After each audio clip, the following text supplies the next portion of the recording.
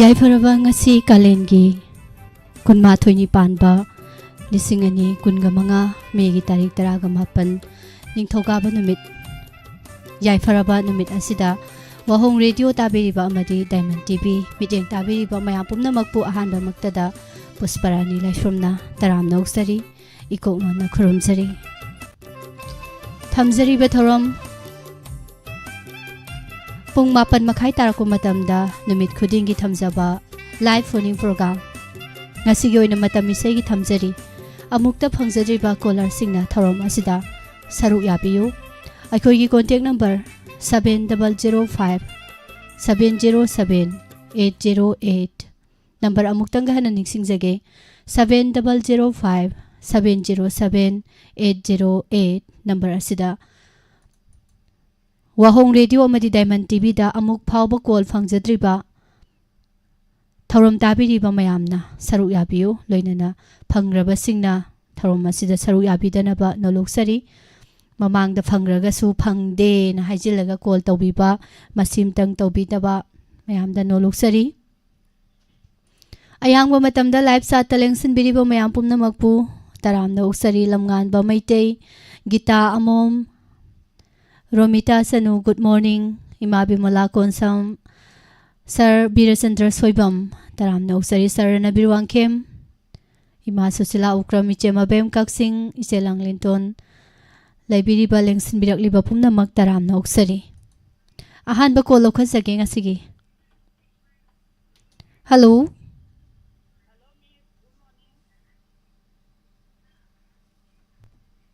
Hello hello good morning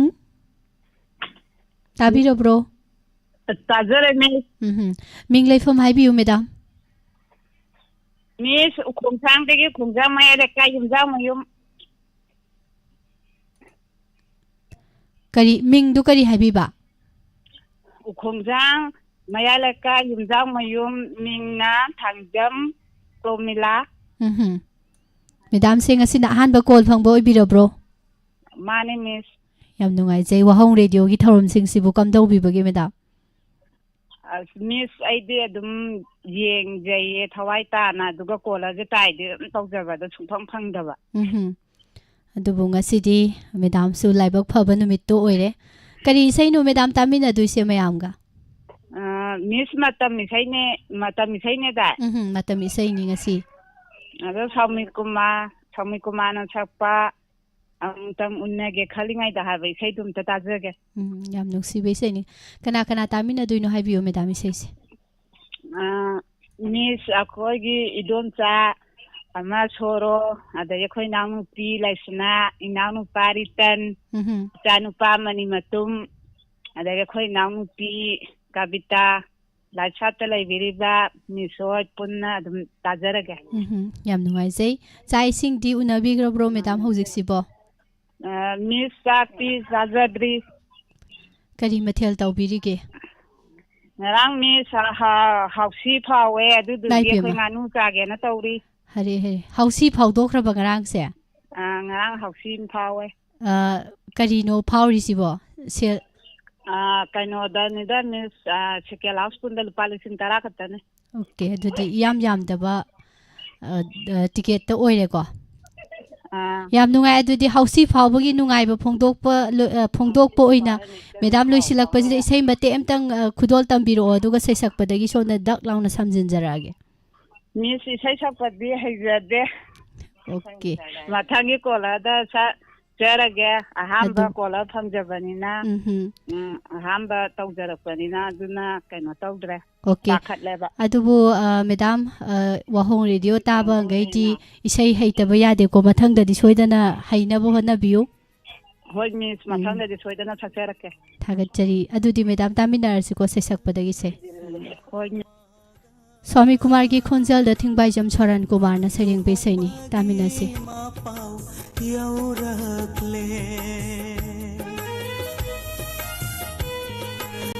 ꯑꯃꯨꯛꯇꯪ ꯎꯅꯒꯦ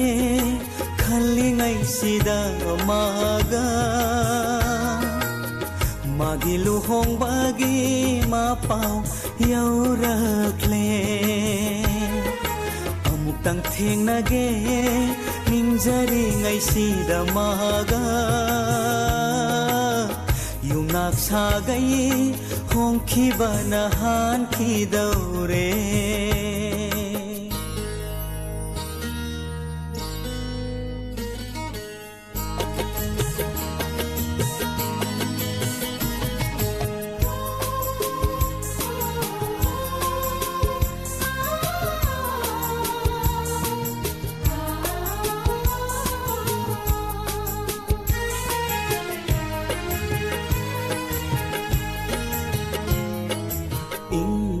लबीनो जामतौदा थाजरुदे आशुम लाथोखिनी लाइना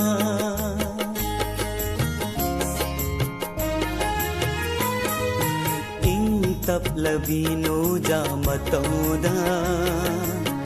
थाजरुदे आशुम लाथोखिनी लाइना कनागी वाखल चंगलरोय लेपलुबा कनागी वाखल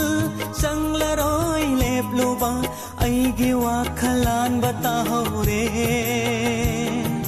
निंगम दमैसाक फंगजा बताहो रे ऐगी वाखलान बताहो रे निंगम दमैसाक फंगजा बताहो रे अमुक्तंग उनगे खल्लिङैसिदा मागा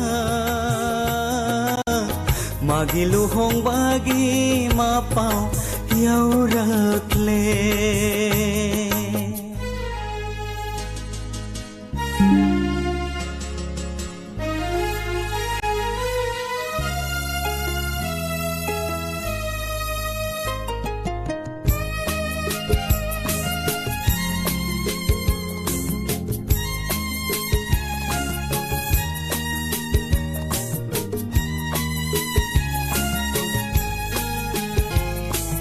करम्बा अपेनबा नुंसिगी लमनो मिमांगदा अइबु लेनहरिबा माना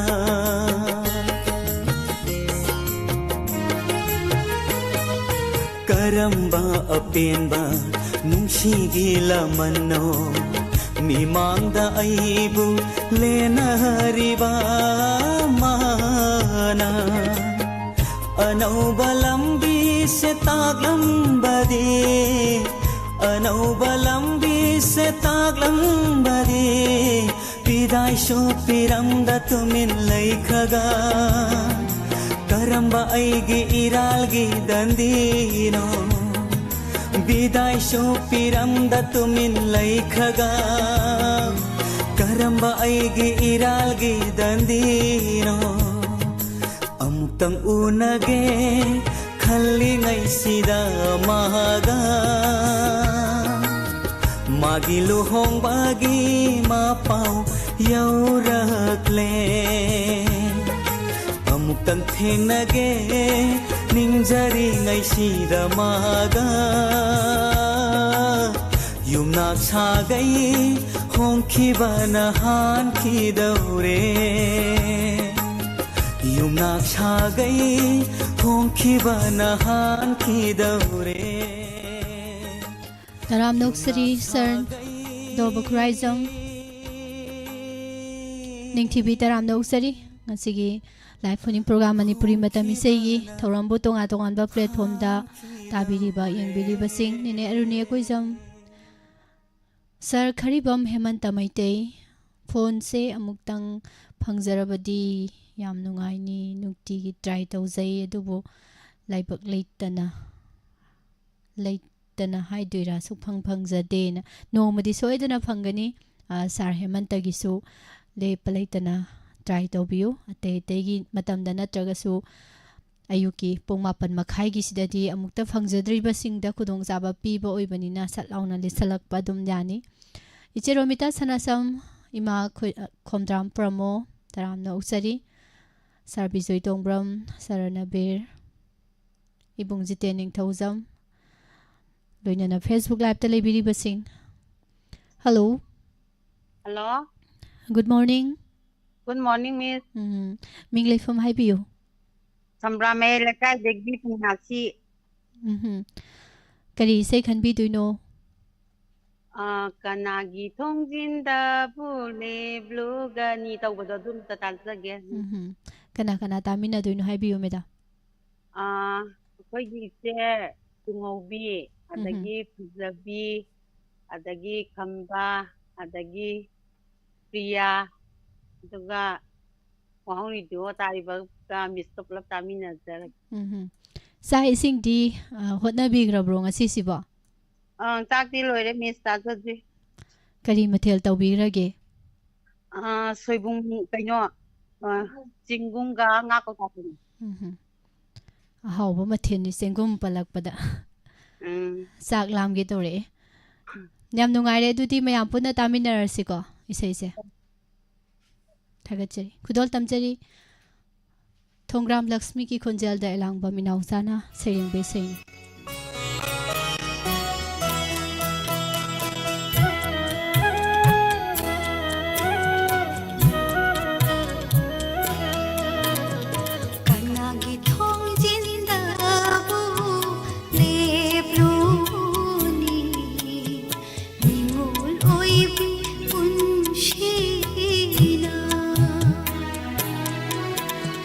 Palim pan thau dong ga khraga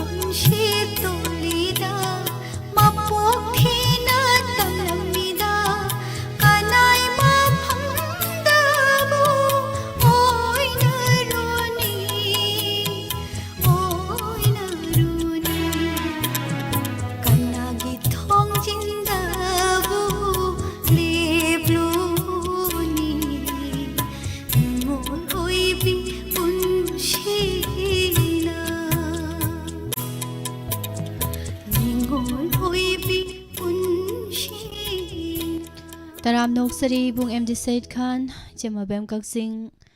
Roni Ningombam, Miss Tandan Ima Susila, Taram Noksari.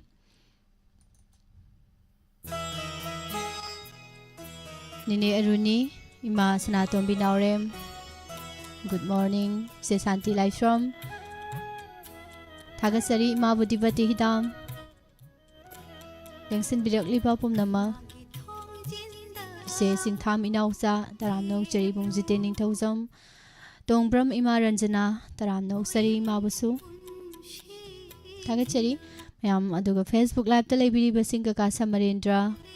Iche Indu Oina Medam Binasa Kia Tokpam. Vidya Thangzam, good morning. Zaldis Marangtem, good morning. Tiam Tomba, Taram Noksari, James Surengbam, Miss Cole Sikamain Tauraga Fangni.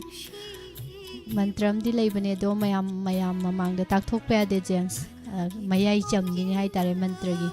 Noma, Tingna Bada Kanaras. I think you calling again. Hello. Hello. Hello. Hello, Mitch.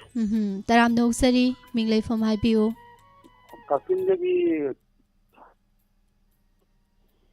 Ming Kariko Bige. Network no I dress Sargise. Ming Dom Tanga Hibio, sir. Hello. Hello. Network see address Sargise because it is has a link to links in Tobio. Loudspeaker Tadok Bibra phone zipat patatle. Hello.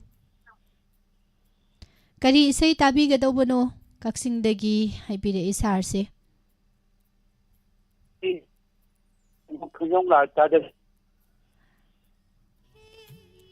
Pantho mangon kenjong lang haibibra sa. Hello.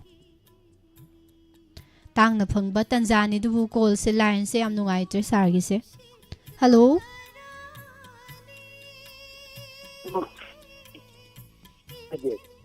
Isay do amtang ga haibiro mo sa. Ha. Isay amtang ga haibiro taba phangdre. Pantawang kyo. Ano hundu du kumang data. Do. Okay, yam nungai re isay taminar si kudol tamjage. Ayuki live phoning program di matam yam phangde duna network se tana dam na matam sukar laure se kudol tam jarak lage sarna khan birak lebe se aribam tom bisna saramagi khonjelda Bijenta Kumar saramana sering be se ni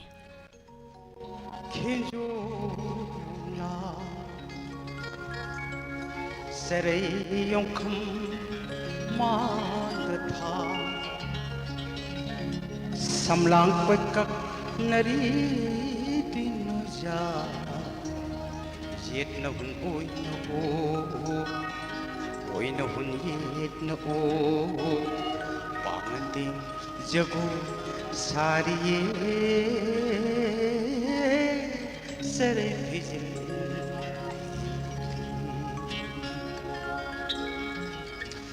pantho mangol khinjong la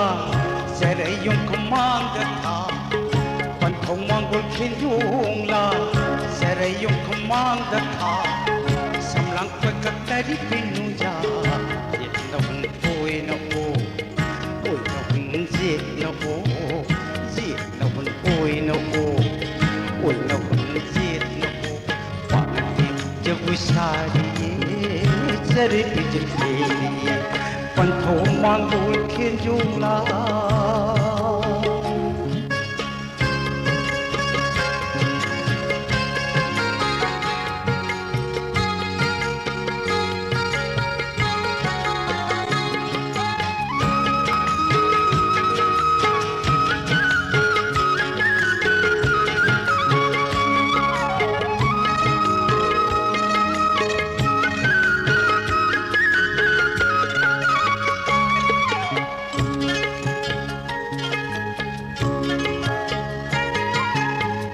Saino latin nuraki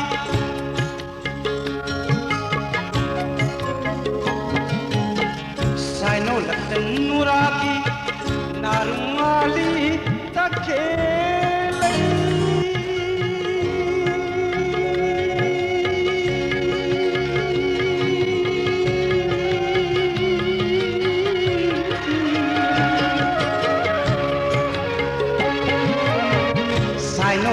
Nuraki Narumali Takele Lay Pitu Kaunain Pumapane Koi Dom Set Saino Nuraki Narumali Takele Lay Pitu Kaunain Pumapane Koi Dom Set Barisa Punaki Imom Sanga Sanga Barisa Punaki Imom Sanga Punaki Jawasari Sare Panto Mangul Kinjung Lam Sare Yung Kumang Data Samlang Putak na Ripinu Ja Yet na Oy na Oy na Sit na Pate Jawasari Sare Panto Mangul Kinjung Lam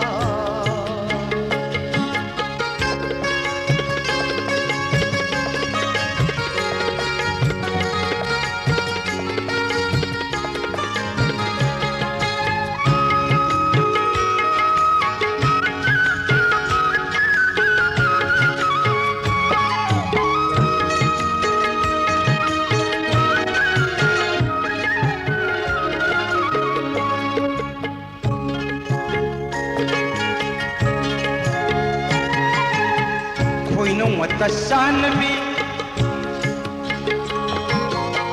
koi no mata sanbi tare sinai hum laga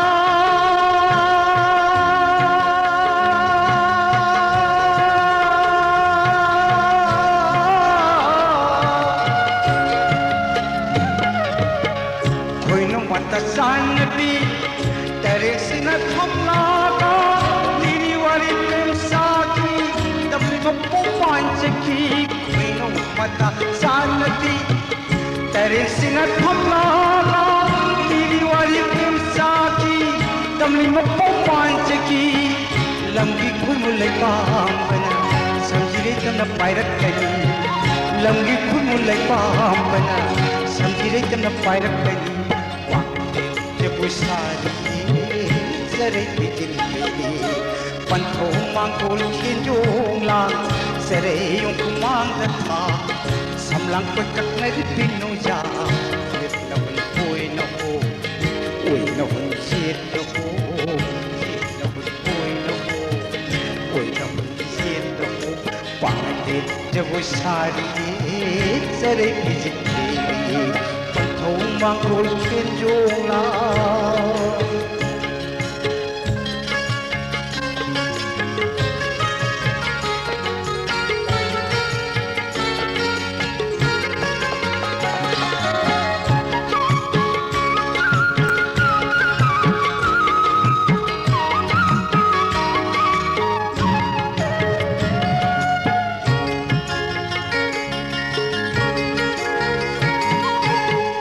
Saino Latan Nuraki Narungali Takele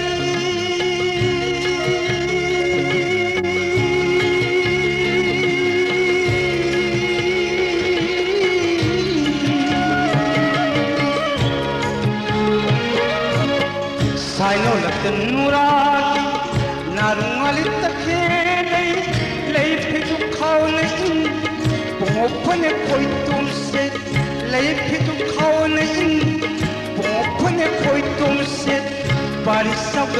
Naki Imom Sangdi Yom Naki Barisa Naki Imom Sangdi Yom Naki Pangti Jabusari Sare Pitili Panto Mangul Kinjung Lang Sare Yung Kumang Data Samlang Pagkat na Ripinu Ja Yet na Uy na ho Uy na Sit na ho Pangti Jabusari Sare Thagasari Jay Bema Kuman Janu Tharik Leima. Good morning. Taram Nausari. Thagasari Yaifabo Iminarasi Kakasa Marendra Tondondo Aiju Ude Khangdi Duna Nahawai Ugi Brohozikandi Ude Duna Dai Matang to my Swai Natre Tagatari Miampum Nama live नौना लेंसिनबिरक्लिबसिंग KS अमुजाव खुमन इबुंग अमुजाव good morning काका जयंत कुमार इचे परमेश्वरी वाहेंगबम samlang pekak रोनी निंगोंबम तरामना उसरी थागतजरी हना हना call फंगदे हारिबो मयामदो call तौरमदाइदा फोनदा लाइबक अदुम कटलगा call ओटपियु सोइदना फंगनीना हाइबिरे मयाम try तौबियुको मसिसो अदुम कोइगी ओजा माइबा माइबी अमगा लाई खुरुमबा खुसोन मानदे दुगा doctor ने हिदाक थाबदसु अमगा हेक्ता मानदबा याविदना दुमाइ तौदना कोइगी ताकपिरेइबा कैनोसे technique से सिजिनरगा अमतंग कोइगी call तौरमदाइदा लाइबक कटलो हाइरि mobile दा दुगा कॉल ओटपियु फंगनी हाइरि अमतंग ट्राई तौबियु थागतचरी चित्ररंजन वाइखोम थागतचरी madam Sanatombi Surokhaibam sir Joy Kumar Laitonjam good morning sir Khurom Robindro Ibung MD सहित इने नारम इबेमन खोमद्राम इमा प्रमो थागतचरी काका सेनापति खुमन लेंसिनबिरिबा मिस्टनतन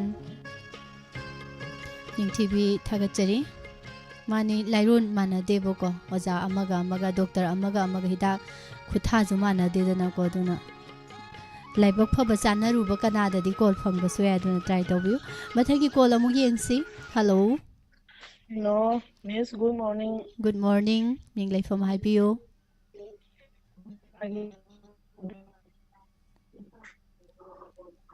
कई लमदगी मिंग करी कौबिबा हैक्रक्तगी रोमी ओके मैडम करी से खनबिदुइनो लोमना बुइना सकपा कुंगी येनिंग हुल्लबसुना इसै दोमता ताजगे मिस कना तामिनदुइनो हाइबियो मैडम लाइफ साथ लाइबिरिबो पुन्नमक अमदि वाहो रेडियो दा ताबिरिबो पुन्नमक दम पुन्ना तामिना जरगे याम नुंगाई अदो मैडम इसै से मतेम तंग थोपिरमुदना इसै जे लोक तौरे इसाजे खरा नुंगाइतबको इसै बियाम तानिंगना ngasayagi mayam na khalakpa mayam je pung tabada aigijo amatang mayam de tahamjage na khalakpane lok ti thungba isaje nungai taba ado kari mathel bu langbi rage madam uti thungiye okay uti aw chap chare lok ka kabo mulak paga de aduga sa salaga ko salla ta ki ba फरे दुदी madam इसे से तामिनरसी को खुदोल तमजरी विद्रोम नावई की खोंजेल दा खनबिरक लिबे से एलेक्स खोंगना साइडिंग बेसेनी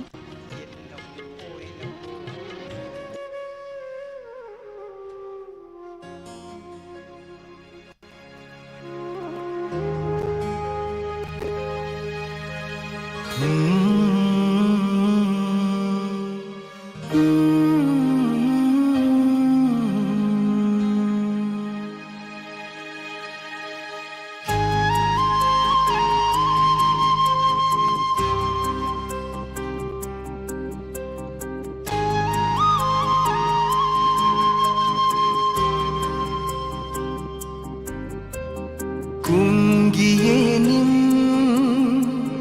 hullabasu wakhaldi mayo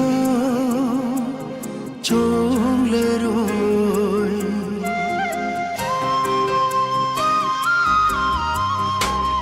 kungiyenim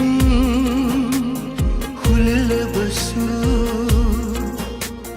wakhaldi mayo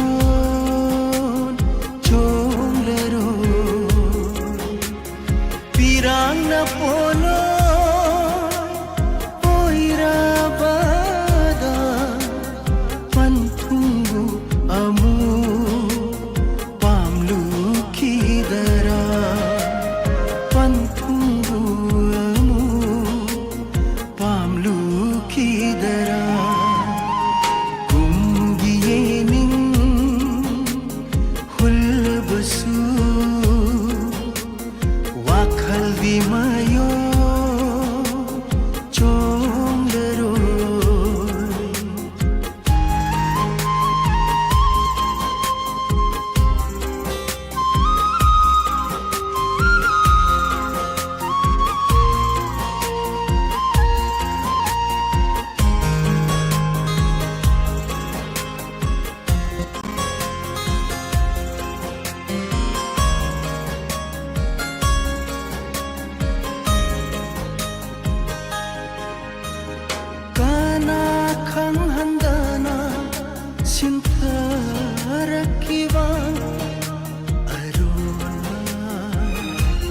midlu pirang lakta nok ningdana nok sakhiwa minok na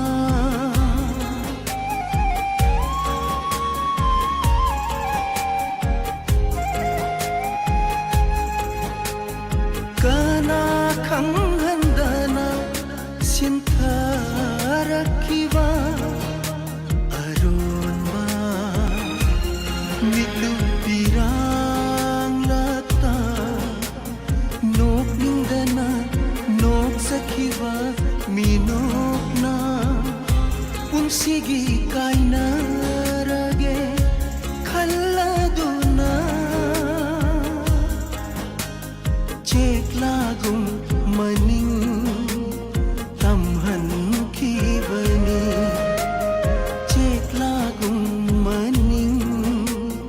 tamhan khibani kumgiyening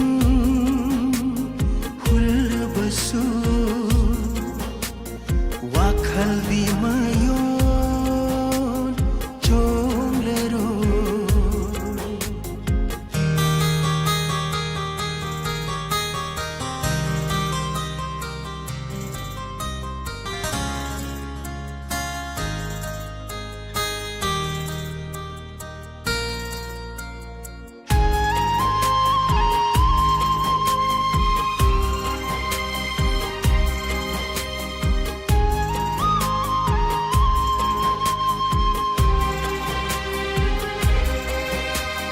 Mairan bina mairi pamjarubani thawai mangba pamudana mairi nungda chong sinduna mairan bi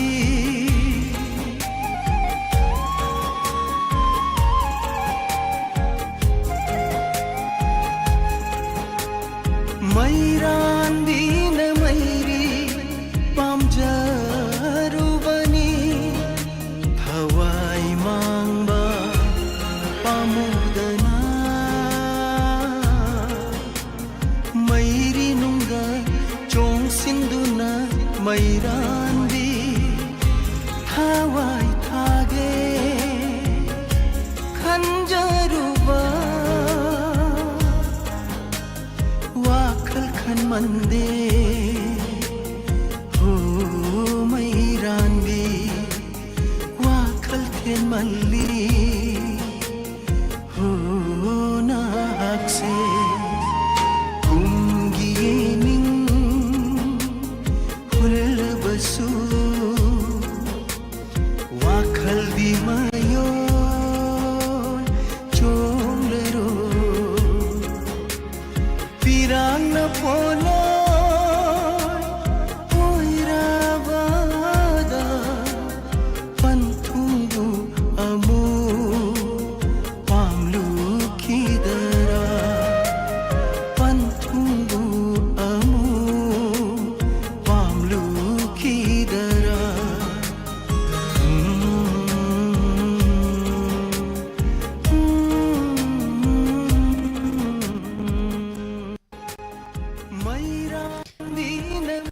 Sunil Kumar taramna uksari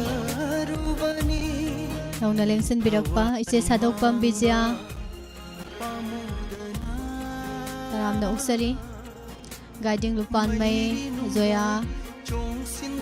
ibung MD Said taramna uksari Mamta Devi Miss isai mek sibu kari wakhal phaubi bage haibire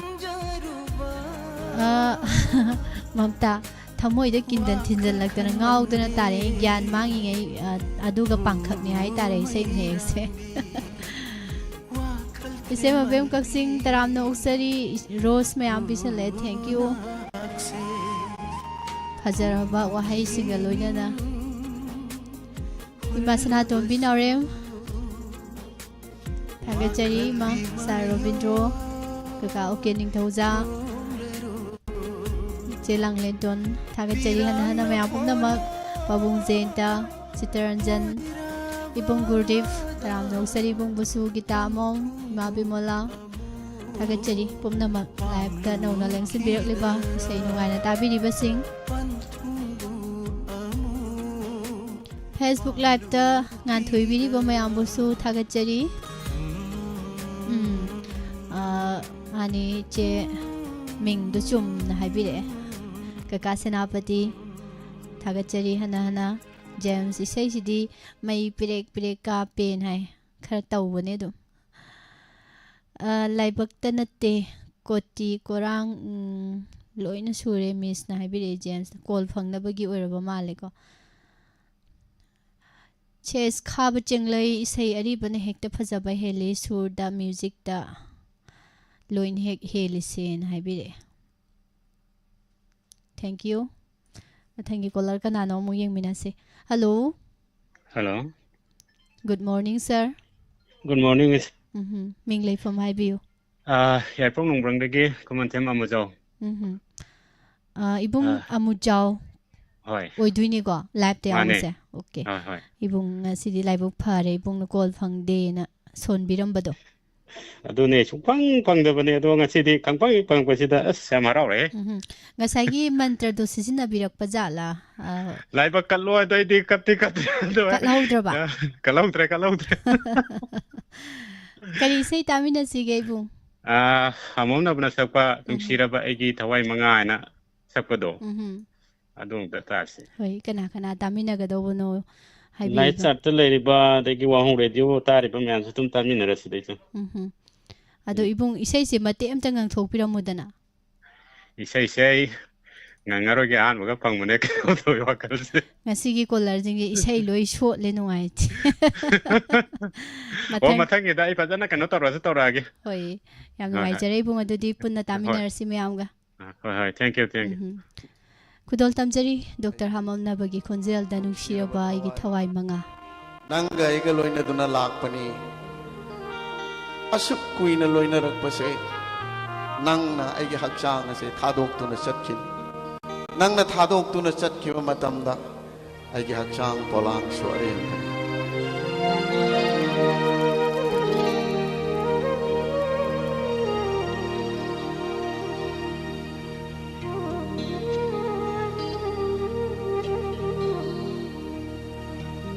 Nungsiraba aigi hawai mga Kaidongai kainani nanga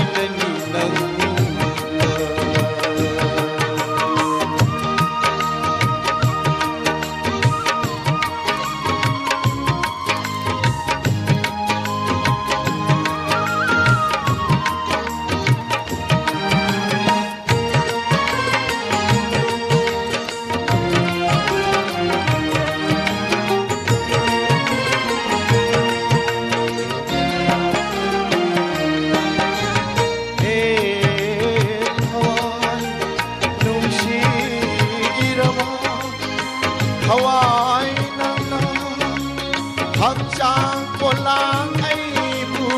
thadok tuna chatkinu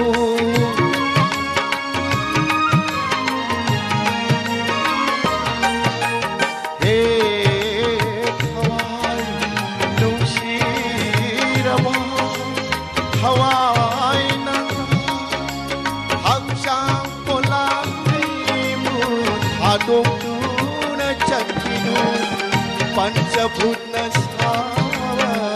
aigi hakchang polami Pancabhutna sawa aigi hakchang polami Tinkhini malina nong shor Shiraba aigi hawai mana Ai dongai kai lani nang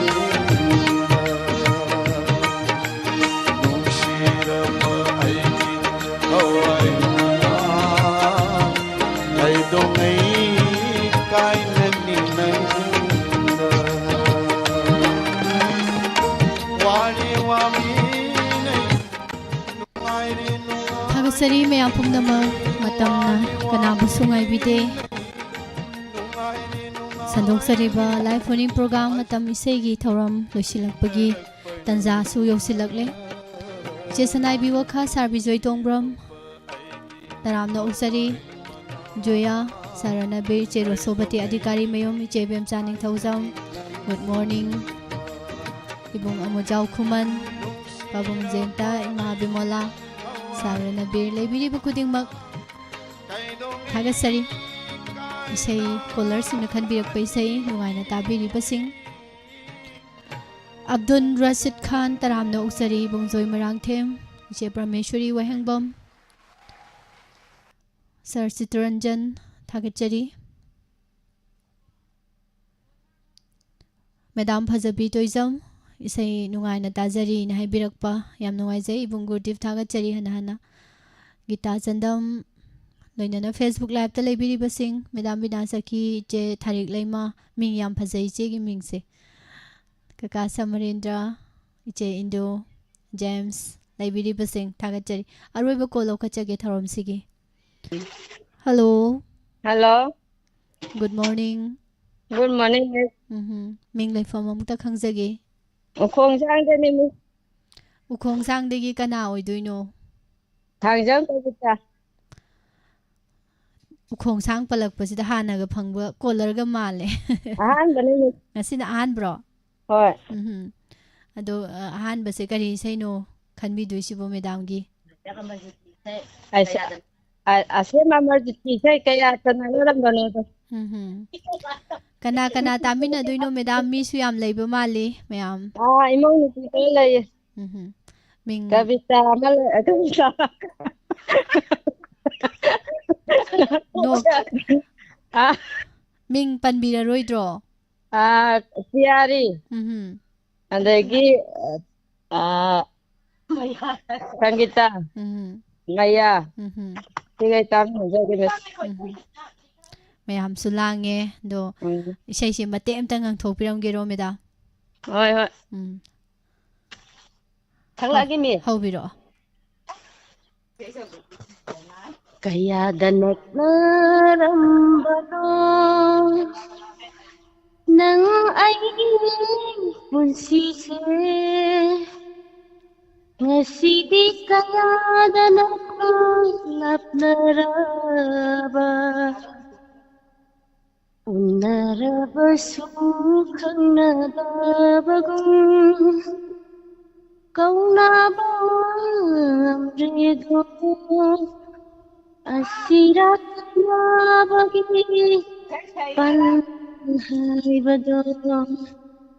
loijarage miss balo balo isai je hairam dau manda bane do madam se isai yam hailer me no mai sei sakna sida sumu ngang biu nungai na isai taminar siko hoi miss thaga se asem amarjit ki khonjal da narendra ningom bana sareng bai sai ni kaya danak narambano nang aigi punsise ngasi di kaya danak narambano लापनरबा उनरबसु खंगदबगुम कौनबा ngamdedo asira kaina bagi panhalbado asira kaina bagi panhalbado kaya danaknarambado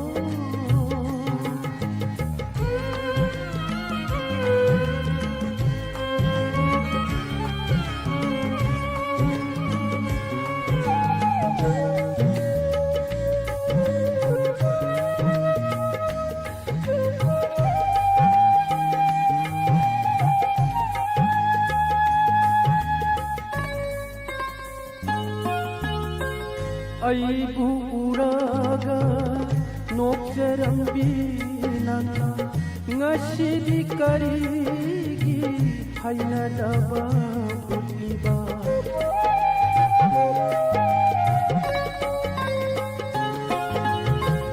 aibu uraga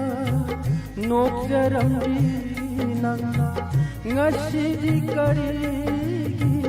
haina daba putliba Hangbani wahanse nangi thamoida Hangbani wahanse nangi thamoida Yinjabasi natana hangjabadi ngamdedo Yinjabasi natana hangjabadi ngamdedo Kaya danakaram nang aigi punsi se ngasidi kaya danakna lapnaraba unarabasu khanadaba kaunaba ngamdedo asira kaina bagi panhalbado asira kaina bagi panhalbado kaya danaknarambalo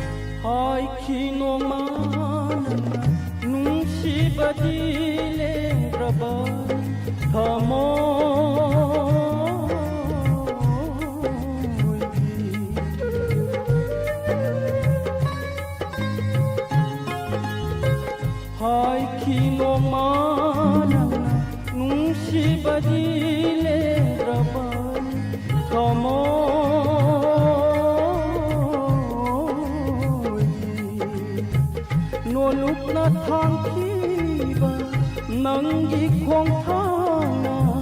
no lupna thankiba nangi khong thana karamba punsigi paukhunu jalamba karamba punsigi paukhunu jalamba kaya danakarambano nang aigi punsi se ngasidi kaya danakna lapnaraba unarabasu khanadabagum kaunaba ngamdedo asira kanabagi isai sigal oinana sandoksariba live morning program manipuri matam isai gi thoram ngasigi oinadi matang asida losinjare last ki isai sidi pura mai ne mane koi gi omchak saaga leibe leirakana sakpa ngangbei sai ne hai tare James fazaba ko jendu kaka sinapati ngasigi caller singi isai fazaba ngakta khanbirei thagatjari na phongdok pirei aroi bagi isai simati ꯁꯦꯠꯇꯠꯂꯤꯍꯦ ꯈꯟꯕꯤꯔꯛꯄ 이마나 야이파레 미스포스 타겟제리나 카바 쟁레이나 하비레 이제 타릭 레이마 밑다 우레이 우리레이 마다비기 헤로도 이마시 마바티가 이샤이시데 오이브라 칸데 제기 코멘트 오람도 말레 순간마다 타겟제리 이제 타릭 레이마닝 온범 야이마 야이마 이제 인도 랭슨 비리보 마양 뽐나막 타겟제리 하나하나 코멘 ям 떠비럭바 타겟제리 이제 타릭 레이마나 하비럭보 와펌다